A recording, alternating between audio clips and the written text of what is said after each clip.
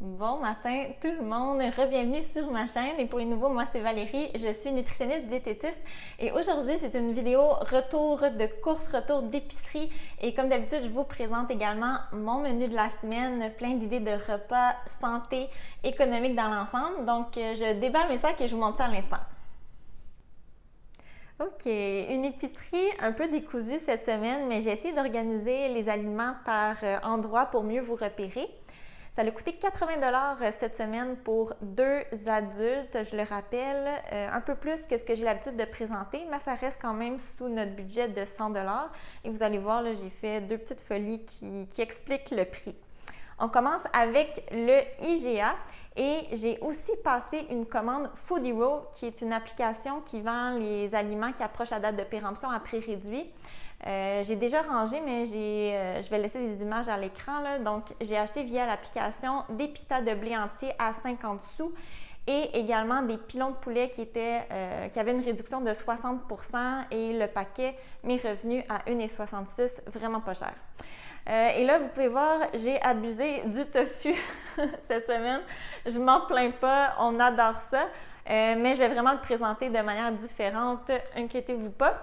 Ensuite, gros rabais sur le yogourt grec nature, 908 grammes, c'était 4,99 $. Là, c'est très rare que je vois ça, vraiment bon prix. Coriandre à 99 sous, concombre à 77 sous chaque. Du céleri du Québec à 1,99 $. J'avais aussi les couronnes de brocoli à 1,23 $ si je me rappelle bien. Les tomates étaient pas chères. Bananes, il y avait aussi le casseau de courgettes à 2,99 $. Le grand format de pâte à 1,44 $. Du vinaigre de cidre, j'en ai besoin pour des recettes. Même chose pour l'origan séché. Ma conserve classique de pois chiches.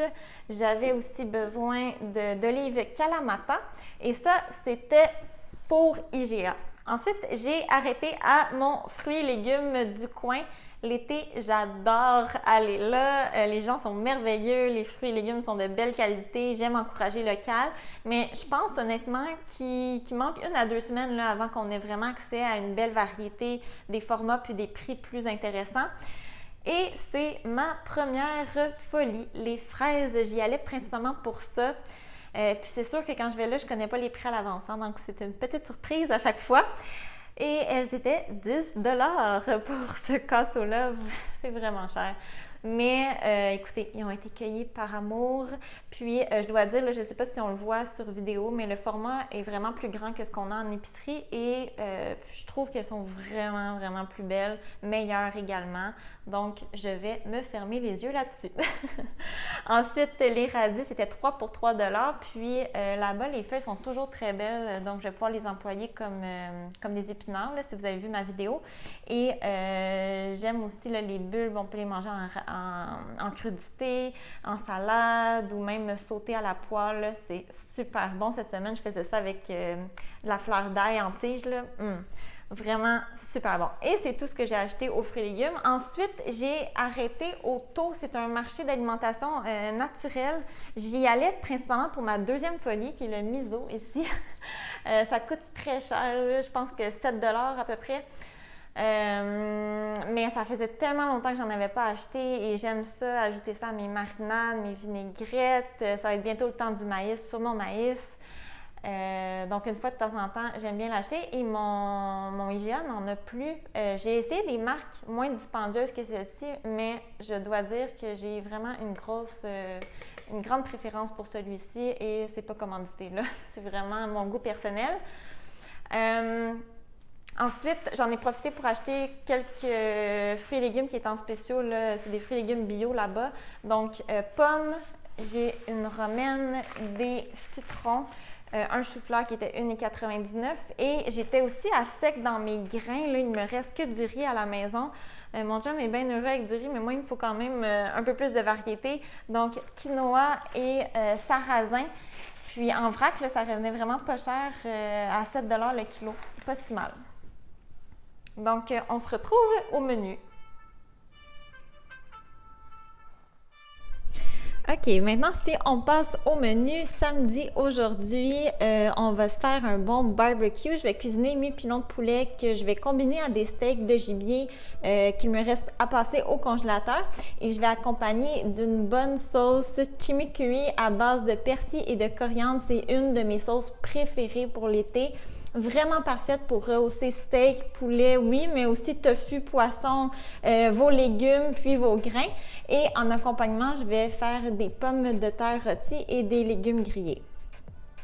Dimanche, je vais faire une recette qui est sur mon radar depuis un certain temps maintenant, des involtini de courgettes.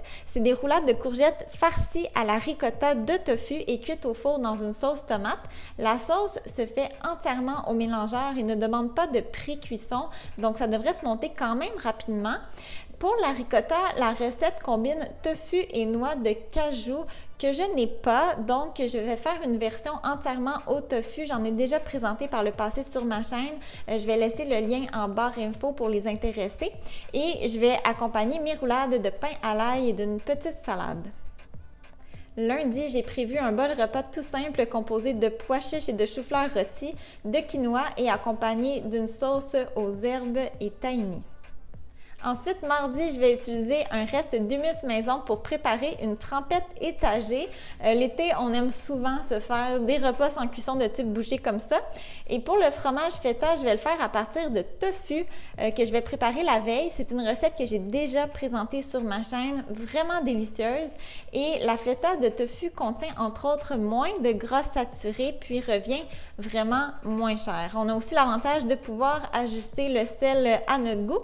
Et je vais accompagner ma trempette de chips de pita et de crudités.